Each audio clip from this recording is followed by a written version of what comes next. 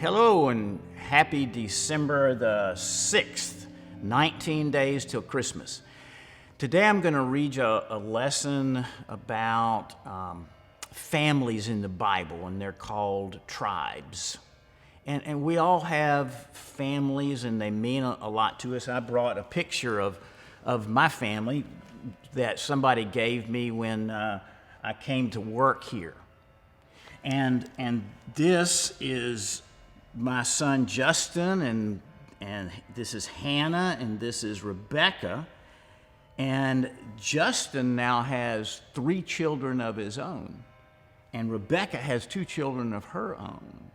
And so I have 5 grandchildren, and Hannah just got married, and I wouldn't be surprised if she had a baby for too terribly long. And that's my mom, and she's in heaven. She's working for God's kingdom from heaven. And here's my beautiful wife and her mother and her father. And I love this because they all you can kind of look at them and see how they look alike. And Dandy's in heaven, and Laurie's mom lives with us. We're all really one family in God. And that's what God is trying to teach us in the Bible. We're made of the same stuff. And as we read the story of the Bible, we hear about these families of God, and it's nice to have close families so we can take care of each other, but God wants us to remember that we're all His family.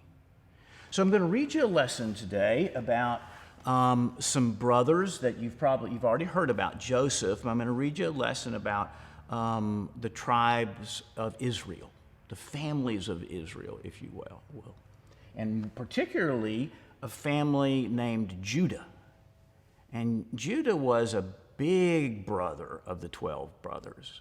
He was important and he was influential. And from his family, like I have grandchildren from my children, from his family, ultimately through many, many years, Jesus is born. So, December 6th, 19 days until Christmas. Yesterday we heard about Joseph, who was one of Jacob's 12 brothers. We won't talk about all 12 brothers or their tribes or families, but today we will hear about one of them, and that's Judah. Judah was one of Joseph's older brothers, and his name means to give thanks to God. Judah did not always do the right things, as we don't always do the right things, but he was a leader among his brothers.